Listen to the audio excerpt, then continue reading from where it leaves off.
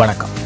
இணைந்திருப்பது நியூஸ் ஃபர்ஸ்டின் மதிய நேர பிரதான செய்தி அறிக்கையுடன் சர்வதேசத்தின் பல பாகங்களிலும் இருந்து சக்தி குளோபலோடாக இணைந்திருக்கும் உங்களை சந்திப்பதில் மிகுந்த மகிழ்ச்சி. விரிவான செய்திகளுக்கு செல்லும் முன்னர் முதலில் தலைப்புச் செய்திகள். யாழ் அச்சுவேலியில் மூவர் கொலை செய்யப்பட்ட சம்பவத்தின் குற்றவாளிக்கு யாழ் மேல்நீதிமன்றம் 3 மரண தண்டனைகளை விதித்துள்ளது. கண்டியிலுள்ள பாடசாலையொன்றின் கூரை உடைந்து வீழ்ந்ததில் 18 மாணவர்கள் காயம்.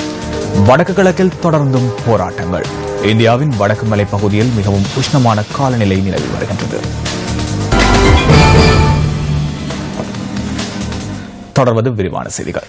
யாழ் அச்சுவேலி பகுதியில் ஒரே குடும்பத்தைச் சேர்ந்த மூவர் கொலை செய்யப்பட்ட சம்பவத்தின் குற்றவாளிக்கு யாழ் மேல்நீதிமன்றம் 3 மரண தண்டனைகளை விதித்து தீர்ப்பளித்தது. 2014 ஆண்டின் மே 4ஆம் தேதி அச்சுவேலி கதிரிப்பாய் பகுதியில் ஒரே குடும்பத்தின் மூவரை கொலை செய்தமை மற்றும் மேலும் 2 தாக்கி காயப்படுத்தியமை ஆகிய குற்றச்சாட்டுகள் சுமத்தப்பட்டிருந்த ஒருவருக்கே நீதிமன்றம் இந்த தண்டனையை விதித்துள்ளது. 3 பேரை கொலை புரிந்தமைக்காக 3 மரண தண்டனைகளும், நபர்களை காயப்படுத்தியதற்காக 14 வருட சிறை தண்டனையும் யாழ் மேல் நீதிமன்ற நீதிபதி மாணிக்கவாசகர் இளஞ்செழியன் விதித்துள்ளார். அத்துடன் காயமடைந்த இருவருக்கும் இழப்பீடாக தலா 1 லட்சம் ரூபாய் அபராதம் செலுத்துமாறும் நீதிபதி தீர்ப்பு வழங்கினார். குற்றவாளி ஒருவருக்கு 3 மரண தண்டனைகள் விதிக்கப்பட்டமை யாழ் மேல் நீதிமன்ற வரலாற்றில் இதுவே முதல் தடவை என்பது குறிப்பிடத்தக்கதாகும். நாட்கள் விரைவாக நகர்கின்ற போதிலும் தமது உறவுகள் தொடர்பில் எந்தவித பதிலையும் அரசாங்கம் வழங்க முன்வரவில்லை என காணாமல் ஆக்கப்பட்டோரின் உறவினர்கள் கவலை வெளியிடுகின்றனர்.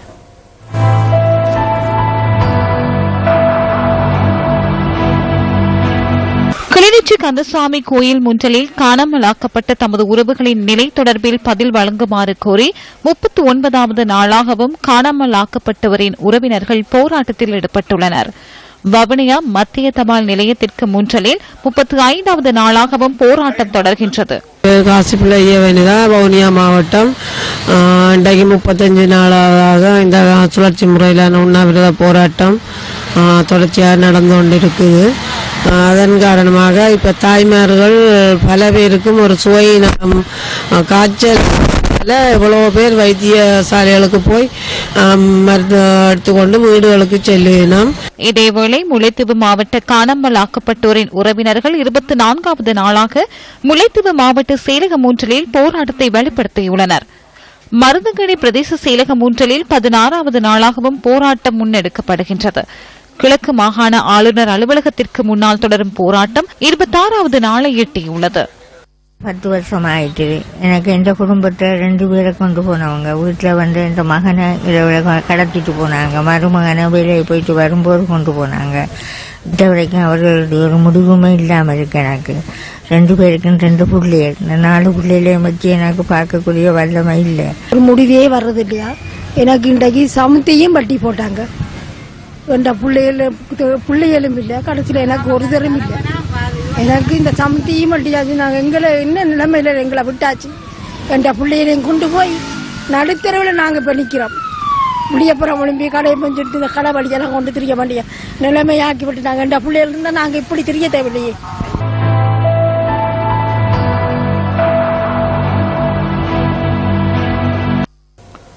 தமது போராட்டங்கள் 1 மாதத்தை கடந்துள்ள போதிலும் உரிய தரப்பினரால் எந்தவித பதிலும் கிடைக்காதது குறித்து தாம் விரக்தி நிலையை எதிர்நோக்கியுள்ளதாக வேலையற்ற பட்டதாரிகள் தெரிவிக்கின்றனர். வவுனியா மத்திய பேருந்து நிலையத்திற்கு முன்னால் பட்டதாரிகள் இன்று கவனஈர்ப்பு போராட்டத்தை ஆரம்பித்தனர்.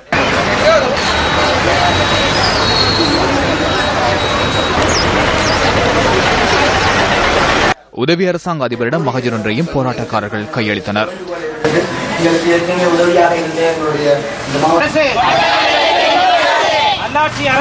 முல்லைத்தீவு வேலையற்ற பட்டதாரிகளும் இன்றைய தினம் போராட்டத்தை ஆரம்பித்தனர்.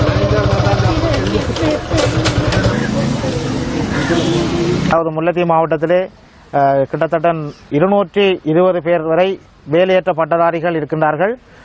அவர்கள் உண்மையிலே எங்களுடைய பட்டம் நிறைவு செய்து இன்று 4 வருடங்கள் கடந்த நிலையிலும் எங்களுக்குரிய வேலை வாய்ப்பு இந்த அரசாங்கத்தினால் எங்களுக்கு வழங்கப்படவில்லை. பொறுப்பா இருக்கிற அரசு எங்களுக்கு நியாயமான ஒரு தீர்ப்பை கட்டாயம் வழங்கியாக வேண்டும். நாங்கள் எவ்வளவு கஷ்டத்தின் மத்தியில வாழ்ந்து கொண்டிருக்கிறோம். ஏற்கனவே நாங்கள் முல்லைத்தீவு மாவட்டம் பின்தங்கின கிராமத்தில இருந்துதான் பெரும் கஷ்டத்தில் எங்களோட படிப்புகளை மேற்கொண்டிருந்த நாங்கள் இதேவேளை மன்னார் மாவட்டத்திலும் இன்று வேலையற்ற பட்டதாரிகளின் போராட்டம் ஆரம்பிக்கப்பட்டுள்ளது. கடந்த ஒரு மாத காலமாக வடமாகாண வேலையேற்ற பட்டதாரிகள் தங்களோட அரச நியமனம் கோரி ஆர்ப்பாட்டங்களை மேற்கொண்டு வருகிறாங்க. அந்த வகையில் மன்னார் மாவட்டத்தில் கடந்த 28ஆம் தேதியும் இன்றைக்கு வடமாகாணம் ஃபுல்லா தங்களுடைய வேலை தொடர்பாக கோரி கவன ஈர்ப்பு போராட்டத்தை நடத்துறாங்க. அதுக்கு வழிச்சேர்க்கும் முகமாக நாங்கள் இன்றைக்கு 1 மணித்தியாலம் கச்சேரிக்கு முன்பாக வேலையேற்ற பட்டதாரிகள் தங்களோட கவன ஈர்ப்பு போராட்டத்தை நடத்துறாங்க. அதே சமயம் மன்னாரிலும் 2 மணித்தியாலங்களாக எங்கள் போராட்டம் நீடித்துக் கொண்டிருக்கிறது. கடந்த 32 நாட்களாக எங்கள் போராட்டத்துக்கான முடிவுகள் இதுவரையும் எதுவுமே கிடைக்கப்படவில்லை. வேலை மன்னார் மாவட்டத்தில் உள்ள காடர்களை முழுவதாக திரட்டி வேலையில்லா பட்டதாரிகள் எத்தனை பேர் 250 பேர் இதுவரையிலும் பதிவு செய்யப்பட்டிருக்கிறார்கள். உலகின் துணிச்சல் மிகு பெண்ணுக்கான விருது காணாமல் போன ஊடகவியலாளர் பிரகித் எக்னலிகொடவின் மனைவியான சந்தியா எக்னலிகொடவிற்கு கிடைத்துள்ளது. 2017ஆம் ஆண்டிற்கான உலகின் துணிச்சல் மிக்க பெண்ணிற்கான விருது அமெரிக்க ராஜாங்க திணைக்களத்தினால் வழங்கப்பட்டது. அமெரிக்க முதல் பெண்மணியான மெலானியா ட்ரம்ப் 13 நாடுகளைச் சேர்ந்த பெண்களுக்கு உலகின் துணிச்சல் மிக்க பெண்களுக்கான விருதுகளை வழங்கி கௌரவித்தார். சமாதானம், சட்டம், மனித உரிமைகள் மற்றும் பெண்களை வலுவூட்டல் உள்ளிட்ட துறைகளில் அர்ப்பணிப்பு மற்றும் துணிச்சலுடன் செயற்பட்ட பெண்களுக்கே வருடம்தோறும் இந்த விருது வழங்கி கௌரவிக்கப்படுகின்றது. இதற்கமைய இலங்கையின் மனித உரிமை செயற்பாட்டாளரான சந்தியா எக்னலிகொடவும் இந்த வருடத்திற்கான உலகின் துணிச்சல் மிக்க பெண்ணாக தெரிவு செய்யப்பட்டுள்ளார்.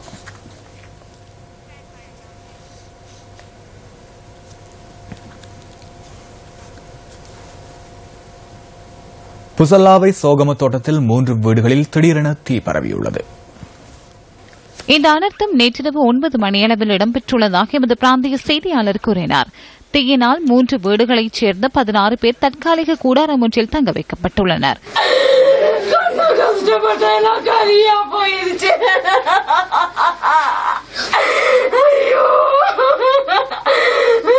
கோயிலுக்கு போயிட்டு நாங்க கும்பாபிஷேகத்துக்கு பூசைக்கு போயிட்டு வர்ற நேரம் வீடு பூரா எரிஞ்சு எல்லாம் நான் வர்ற நேரம் அமைச்சிக்கிட்டு இருக்காங்க. ஆளுகானா எடுக்கிறதுக்குள்ள எல்லா சாமானும் எரிஞ்சு போயிடுச்சு. 4 குடும்பத்து சாமான் பிள்ளைக்கு விட்டு வெளிநாட்டுல சம்பாதிச்சது எல்லாம் காணி படையில இருந்து ஐடின் கார்டு, பிறந்த குறிப்பு எல்லாமே எரிஞ்சு போயிடுச்சு. எதுவுமே எடுக்கிறதுக்குள்ள சரியான சேதமாயிருச்சு. நிறைய பெருமதியான சாமானுங்க, தங்க சாமான் அள்ளி 10,000 எல்லா சாமானுமே எரிஞ்சு போயிடுச்சு. உடுத்துறதுக்கு உடுப்பு கூட நான் போயிடுச்சு. ஒரு உடுப்பு கூட இல்ல, எல்லா உடுப்பெல்லாம் எரிஞ்சு போயிடுச்சு. வீடு அம்மா விட்டு வீடே இல்லாம போயிடுச்சு.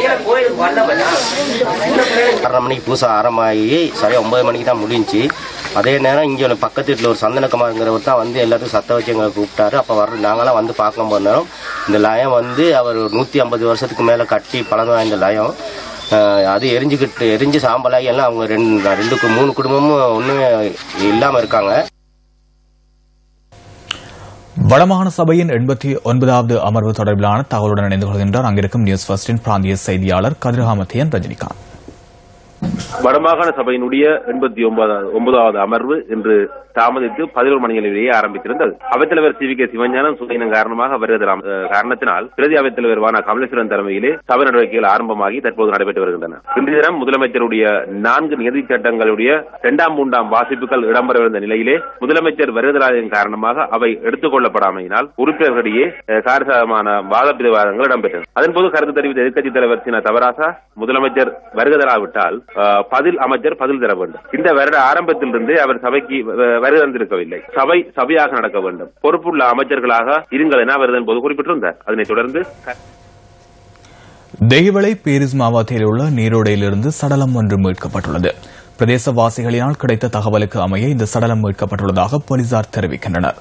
மரணத்திற்கான காரணம் இதுவரை அறிய கிடைக்கவில்லை என்பதுடன் போலீசார் மேலதிக விசாரணைகளையும் மேற்கொண்டு வருகின்றனர். கண்டி வத்தேகம ஸ்ரீமல்வத்த நவோதயா பாடசாலையின் கூரை உடைந்து வீழ்ந்ததில் 18 மாணவர்கள் காயமடைந்துள்ளனர். கண்டி வத்தேகம ஸ்ரீமல்வத்த நவோதயா பாடசாலையின் கூரை உடைந்து வீழ்ந்து 18 மாணவர்கள் காயமடைந்தனர். மாணவர்கள் கற்றல் நடவடிக்கைகளில் ஈடுபட்டிருந்த போது இந்த அனர்த்தம் ஏற்பட்டுள்ளதாக போலீசார் குறிப்பிட்டனர். இந்த சம்பவத்தில் காயமடைந்த மாணவர்கள் கண்டி போதனா வைத்தியசாலை மற்றும் யகபிட்டிய வைத்தியசாலைகளில் அனுமதிக்கப்பட்டுள்ளனர். அனர்த்தத்தில் தரம் 5 கல்வி பயிலும் மாணவர்களை காயமடைந்துள்ளனர். சுமார் 70 வருடங்கள் பழமையான பாடசாலை கட்டடம் ஒன்றின் கூரையே உடைந்து விழுந்துள்ளதாக போலீசார் தெரிவித்தனர். இந்த அனர்த்தம் ஏற்பட்டதைத் தொடர்ந்து தரம் 5 கல்வி பயிலும் ஏனைய மாணவர்கள் வீடுகளுக்கு அனுப்பி வைக்க உடனடியாக நடவடிக்கை மேற்கொள்ளப்பட்டதாக போலீசார் குறிப்பிடுகின்றனர். திம்புளை பத்தனை போலீஸ் பிரிவிற்குட்பட்ட சென்ட் கிளாயர் தோட்டத்தின் டெவோன் பிரிவில் நேற்று முன்தினம் பரவிய தீயினால் பாதிக்கப்பட்ட மக்கள் தொடர்ச்சியாக அயலவர் வீடுகளில் தங்கியுள்ளனர். தீயினால் ஒரு வீடு முழுமையாகவும் 2 வீடுகள் பகுதி அளவிலும் சேதமடைந்தன. தீ விபத்தினால் 17 பேர் பாதிக்கப்பட்டதுடன் அவர்கள் அயலவர்களின் வீடுகளில் தங்கியுள்ளனர். இந்த நிலையில் இந்த மக்களுக்கு இதுவரை எவரும் உதவிகளை வழங்கவில்லை எனவும் குற்றம் சுமத்துகின்றனர். அவர் உடுப்படுத்திட்டு வந்தாரு. வந்துட்டு நான் அந்த வீட்டில் டீ விட்டோம்னுக்கு வீடு எரிஞ்சிச்சு. எதனால எரிஞ்சு என்ன இருந்துச்சுன்னு எங்களுக்கு இதுவரைக்கும் தெரியல. மற்றவங்க எல்லாம் வந்து இதுவரைக்கும் பார்த்துட்டு தான் போயிருக்காங்க. எங்களுக்கு இதுவரைக்கும் எந்த உணவுமோ எந்த ஒரு இதுவும் எங்களுக்கு உதவி செய்யல. சாப்பாடுலாம் யாருமே கொடுக்கலங்க. கிராம சேவர் மட்டும் எங்களுக்கு 1300 ரூபாய்க்கு சாமான் கொடுத்தாரு. எங்களுக்கு வீடு வேணும் தானே நாங்கள் தங்குறது. 2 பொம்பளை பிள்ளைங்க மகன் இந்த வீட்டில் இருக்கையில நாங்கள் வந்து அவங்களோட சரியான இழைச்சி உழப்பம் எங்களுக்கு எல்லாம் எரிஞ்சிச்சு. சாமான் பிள்ளைகளுக்கு போட்டுக்க கொடுக்க எல்லாம் எரிஞ்சிச்சு. நியூஸ் ஃபர்ஸ்ட் மக்கள் சக்தி செயற்திட்டத்தின் மூலம் மற்றொரு வேலை திட்டத்திற்கான பணிகள் கிளிநொச்சி அக்கராயன் பகுதியில் இன்று முன்னெடுக்கப்பட்டது. அக்கராயன் சந்தையிலிருந்து கங்காதரன் குடியிருப்பு வரையான பாதை புனரமைப்பு பணிகள் இன்று காலை ஆரம்பித்து வைக்கப்பட்டது. இது தொடர்பான மேலதிக தகவலுடன் இணைந்து கொள்கின்றார் அங்கிருக்கும் நியூஸ் ஃபர்ஸ்டின் அலுவலக செய்தியாளர் ராசதுரை ஜெயரூபன். மக்கள் சக்தி 100 நாட்கள் 2ஆம் கட்டத்தின் ஊடாக நாங்கள் இன்றைய தினம் கிளிநொச்சி அக்கராயன் பகுதியில் உள்ள கங்காதரன் குடியிருப்பில் செல்லும் வீதியை புனரமைப்பதற்கான ஆரம்ப கட்ட நடவடிக்கைகளை முன்னெடுத்திருக்கின்றோம். குறிப்பாக இந்த வீதியை MAS நிறுவனத்துடன் இணைந்து மக்கள் சக்தி செயலகம் முன்னெடுக்கின்றது என்பதை நாங்கள் தெரிவித்துக் கொள்ள வேண்டும். அந்த வகையில் நாங்கள் சுமார் 40 லட்சம் ரூபாய் நிதி ஒதுக்கீட்டில் இந்த பணியை செவ்வனை செய்வதற்கு எதிர்பார்த்திருக்கின்றோம். குறிப்பாக இந்த பகுதியிலே இந்த வீதியின் ஊடாக நோயாளர்கள் மக்கள் அன்றாடம் பயணிக்க முடியாத ஒரு சூழ்நிலையிலே மக்கள் சக்தி செயலகத்துக்கு இது அறிய கிடைத்ததை அடுத்து நாங்கள் இந்த வீதியை செப்பனிடுவதற்கான பணியை இன்றைய தினம் ஆரம்பித்திருக்கின்றோம். குறிப்பாக வெகு விரைவில் இந்த வீதியை செப்பனிட்டு மக்களிடம் கையளிக்க உள்ளோம் என்பதை நாங்கள் மகிழ்ச்சியுடன் தெரிவித்துக் கொள்கின்றோம். நியூஸ் செய்திகளுக்காக ராசதுரை ஏருபன் கிளிநொச்சி பகுதியில் இருந்து. ஸ்போர்ட்ஸ் ஃபர்ஸ்ட் பிளாட்டினம் விருது வழங்கல் விழாவுக்கான அனைத்து ஏற்பாடுகளும் பூர்த்தியடைந்துள்ளன. நாளை ரத்மானி ஸ்டெயின் கலையகத்தில் வர்ணமயமாக நடைபெறவுள்ள இந்த விருது வழங்கல் விழாவிற்கான ஒத்திகை நடவடிக்கைகள் தற்போது நடைபெற்று வருகின்றன.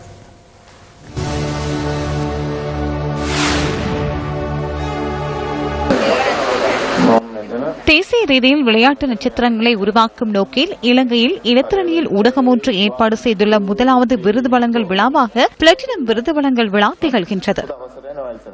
2014ஆம் ஆண்டு முதல் முறையாக நடைபெற்ற பிளாட்டினம் விருது வழங்கல் விழாவினை போன்று இம்முறையும் பல பிரிவுகளில் விருதுகள் வழங்கப்பட உள்ளன.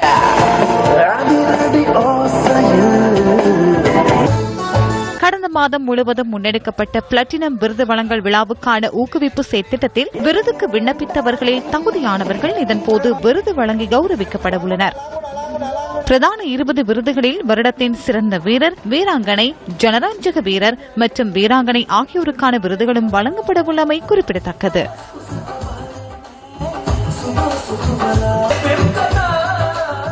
ஆனதாளுடன் நியூஸ் ஃபர்ஸ்டின் இன்றைய தினத்திற்கான மதிய நேர பிரதான செய்தி அறிக்கை நிறைவுக்கு வருகின்றது. தொடர்ந்து மனிதர்கள் சக்தி தொலைக்காட்சி வழங்கும் திரைப்படத்துடன் வணக்கம்.